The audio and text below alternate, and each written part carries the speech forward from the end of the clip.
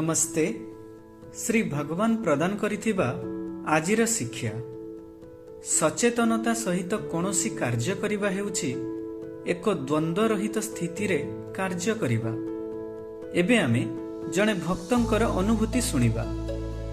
मु आंध्र प्रदेश रो संगरेड्डी रु श्रवण कुमार। मु कॉग्निजेंट कंपनी रे सॉफ्टवेयर इंजीनियर भाबरे काम करूछि। किछि दिन हेबो मु पदोन्नति पई अपेक्षा करि आसुथिली। दिने मु मोर पदोन्नति विषय रे मोर मैनेजरଙ୍କ सहित आलोचना कली। से जणाइले जे मोर रेटिंग कम थिबारु पदोन्नति पई मते आउ 42 मास अपेक्षा करिबाकू पड़िबो। सेही परिस्थिति रे कोन करिबाकू हेबो मु जानि नथिली। मोर जणे बंधु मते श्री परमज्योति एवं बरदीक्षामाला संबंध रे बुझाइले। मो जीवन रे प्रथम थर पई मु श्री परमज्योति विषय रे सुनिली। परे मु बरदीक्षामाला धारण करी यथाशीघ्र पदोन्नति पई संकल्प नेली। 21 दिन धरी माला धारण करिवा भितरे परमज्योति उपरे संपूर्ण विश्वास रखी मु भावना रे, वाक्य रे एवं कार्य रे समस्त साधना कली। सही समय रे मोर स्त्री गर्भवती थिले।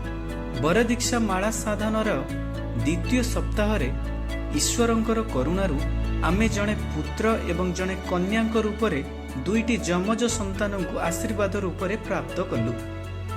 मु ठीक एहा ही इच्छा करिथिली एवं प्रार्थना करिथिली। मोर पुओ तार हाथ टेकी आमको आशीर्वाद देला परी जणा जाउथिला। श्री भगवान निजे आमको आशीर्वाद देला परी अनुभव करे। एक पवित्र आत्मा आम घरे जन्म नहीं बोली मोर विश्वास। दिने बरदीक्षामाला साधना समय रे पूजा घरु बास्ना आसुथिबार मु लक्ष्य कली। ता पर दिन श्रीमूर्ति ठारू मुहु झोरुथिबार देखिली। प्रथमे मु डरी गली, मात्र परे एहा एक चमत्कार बोली हृदयंगम करी मु अत्यंत खुशी होई गली। मो भितरे एक अजणा आनंद थिला। एहा एतिकिरे समाप्त हेलानी, अनुग्रह प्रवाहित होई चलिला। जेतेबेले मु पदोन्नति पई संकल्प नेली, मु 2021 मसिया डिसेंबर 31 तारिख सुधा ताहा मते मिलू बोली मु समय सीमा निर्धारित करिथिली। 28 डिसेंबर राति 8टारे मु मोर ऑफिस रु गोटे मेल पाइली, जेउथिरे मु पदोन्नति पाइथिबार मते सूचित करा जायथिला। एही परि अपार अनुग्रह पई एवं श्री परमज्योति मो पई करिथिबा चमत्कार पई मु खुशी रे आश्चर्यचकित होई गली। कारण मोर मैनेजर मोर पदोन्नति पई 42 मास लागिबो बोली कहिथिले, मात्र श्री परमज्योति मु निर्धारित करिथिबा दिनर 2 दिन पूर्वरु एहा मो पई संभव कराइले।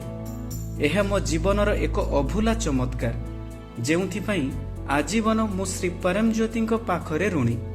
हे परमज्योति, आपणଙ୍କୁ मोर बहुत बहुत धन्यवाद एवं स्नेह जनाउछि।